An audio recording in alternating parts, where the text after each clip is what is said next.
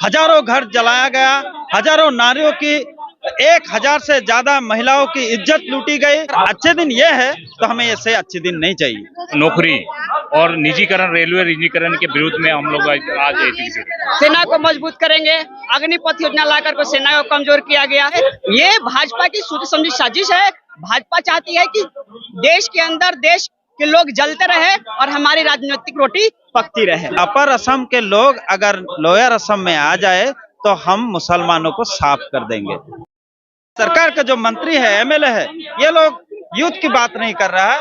ये सिर्फ धर्म के नाम पे, जाति के नाम पे, भाषा के नाम पे ये बांटने का काम कर रहे हैं। इसलिए ये जो यूथ की जो आवाज है, यूथ की जो डिमांड है, उस डिमांड को सरकार को बोलने के लिए यहाँ आज यूथ पार्लियामेंट में हम नॉर्थ ईस्ट से आए हुए हैं।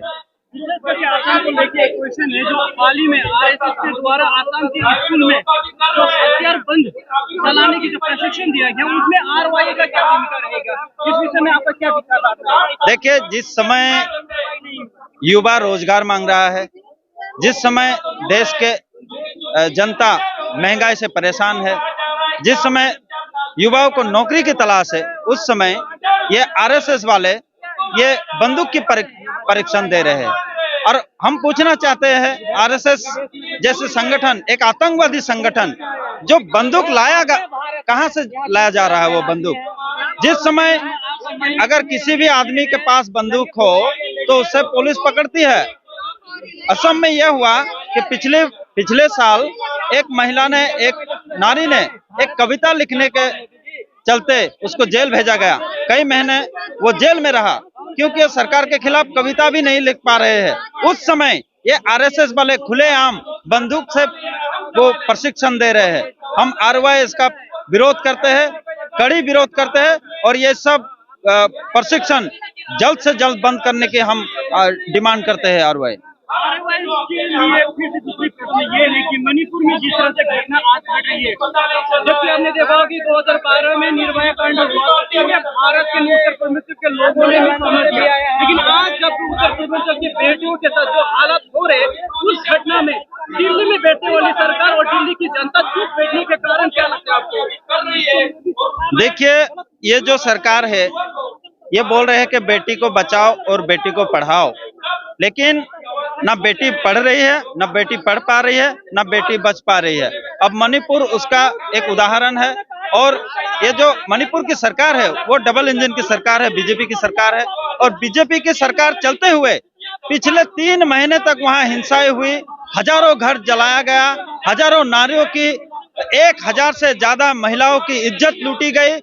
हालांकि वो वीडियो वायरल नहीं हो पाया इंटरनेट बंद होने के कारण, लेकिन जो 4 मई की जो घटनाएं हैं वो सारे दुनिया के सामने, जो इंडिया का, जो इस देश का नागरिकों का जो वो सर को नीचा किया यह सरकार, उसके खिलाफ आज पूरे देश आवाज उठा रही है। ये महिला सिर्फ मणिपुरी की महिला नहीं है, ये पूरी देश की महिलाएं हैं।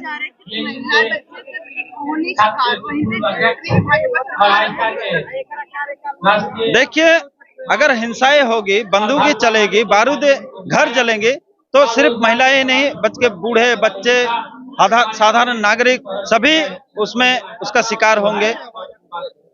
आज आप बेरोजगारी को लेकर बड़ा मुद्दा इससे पहले तमाम लोग भी आ चुके हैं, कहीं ना कहीं प्रदर्शन हो चुके हैं, लंबे समय चलते हैं।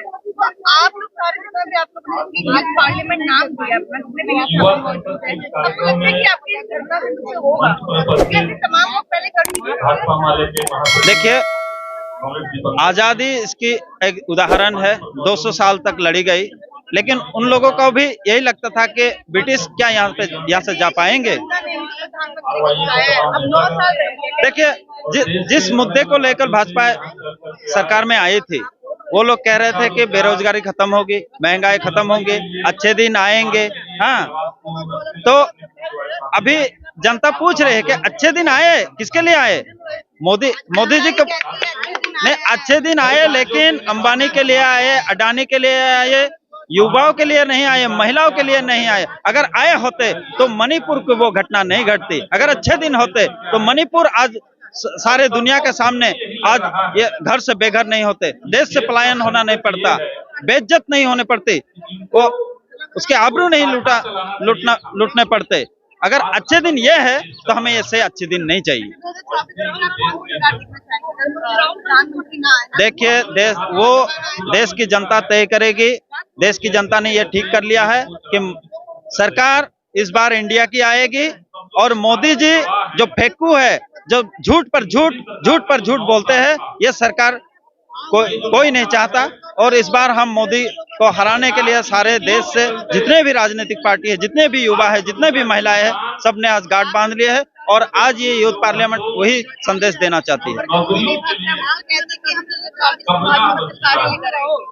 देखो बोलने को तो वो सारे दुनिया अपने मुट्ठी में कर लेंगे, ये बोल लेंगे, लेकिन उसके बोलने से नहीं होगा। बोलने से, जनता बोलने से होगा। और जनता ये बोल रही है कि फिर एक बार मोदी सरकार हमको नहीं चाहिए, महंगाई के मार फिर हमको एक बार नहीं चाहिए।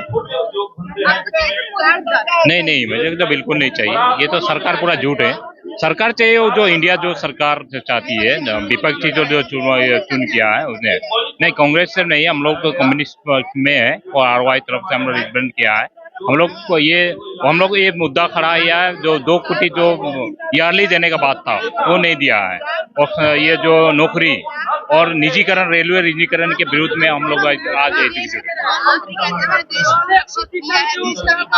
ये तो हर एक बात झूठ बोलता है, हर एक बात झूठ बोल रहा है। हर जवान, हर जनता जीता है, हर एक अगली साल उसको हरा देगा। वो तो पूरा वही तो बेईमानी करके तो देता है ना। आज देश कह रहा है कि हमारी भूल कमल के फूल। देश ने जिस तरीके से देश के युवाओं ने 2014 ने मोदी जी ने वादा किया कि 2 करोड़ प्रत्येक वर्ष रोजगार देंगे, रोजगार नदारत, सेना को मजबूत करेंगे, अग्निपथ योजना लाकर को सेना को कमजोर किया गया, तो बेटी पढ़ाओ बेटी बचाओ का नारा दिया गया। तो आज न बेटियां पढ़ रही है, शिक्षा को महंगा किया जा रहा है। और आपके सामने मणिपुर का जो घटना है, जिस तरीके से आज बेटियों को नंगा किया जा रहा है, निर्वस्त्र किया जा रहा है, ये इनके तमाम 9 साल के जो कार्यकाल है इनका पर्दाफाश करता है।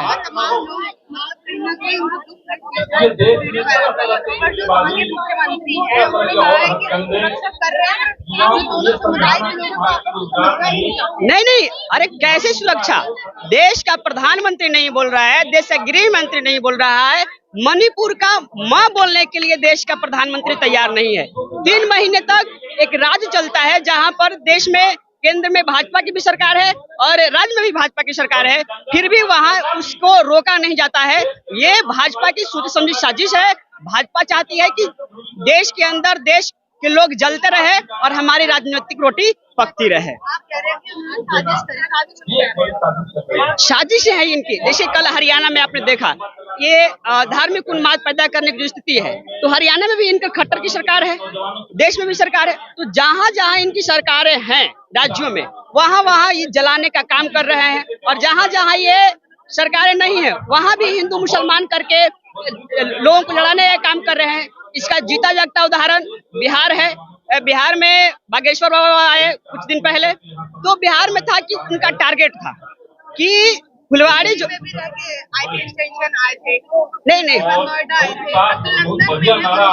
नहीं कहीं भी हो, लेकिन जो उनका मसला है कि किसी भी तरीके से मुद्दा को भटका करके रखना है, देश में अमन भाईचारे की जो बात है इसको मिटा करके रखना है और देश के बांट करके रखना है, और इसी पे उनकी राजनीति चल रही है।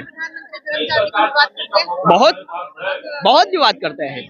जैसे इनका असम का जो चीफ मिनिस्टर है हेमंत बिस्वा शर्मा, जिस समय देश के युवा रोजगार मांग रहे हैं, नौकरियां मांग रहे हैं, उस समय ये मुद्दा भटकाने के लिए हेमंत बिस्वा शर्मा जी क्या कह रहे हैं कि अपर असम के लोग अगर लोअर असम में आ जाए तो हम मुसलमानों को साफ कर देंगे। ये हेमंत बिस्वा शर्मा कह रहे। एक स्टेट का चीफ मिनिस्टर खुलेआम ये बोल रहे हैं कि अपर असम के नौजवान अगर लोअर असम में आ जाए तो हम मुसलमान को, मियाँ को गुवाहाटी से साफ कर देंगे। तो एक स्टेट का अगर मिनिस्टर ये बोले तो जनता, युवा क्या उनसे मतलब सीखेगा, क्या उम्मीदें रखेगी ऐसे चीफ मिनिस्टर से? वो रोजगार चाहते हैं, लेकिन वो हिंदू मुसलमान से लड़वाना चाहते हैं। कह रहे थे कि जिस तरीके से और बिहार में जैसे भाजपा हर जगह पे सरकार को तोड़ करके एमएलए को खरीद करके सरकार बना रही थी, लेकिन बिहार ने उनको कड़ा जवाब दिया और उनकी सरकार गिरी, वो बौखला गए। वो चाहते हैं कि बिहार में भी उसी तरीके का माहौल बनाया जाए, और जब बिहार में हिंदू मुस्लिम का माहौल नहीं बन पाया तो वहां पर दलित और सवर्ण का भी मामला बनाने की कोशिश किया। जब बागेश्वर वाले आए तो वहां सरासत एक गांव है जहां नहीं, हम तो कम्युनिस्ट लोग हैं और हम भगत सिंह को मानने वाले लोग हैं, प्योर नास्तिक लोग हैं, क्योंकि हम संविधान पे भरोसा करते हैं, हम भगत सिंह पे भरोसा करते हैं। अगर भगवान होते तो मतलब रिलीजन होता सच में तो ऊंच नीच कैसा ऊंच नीच, जाति कैसा? अगर भगवान है तो एक को कैसे कह सकता है ये अछूत है, एक को कैसे कह सकता है ये बड़ा है? तो ये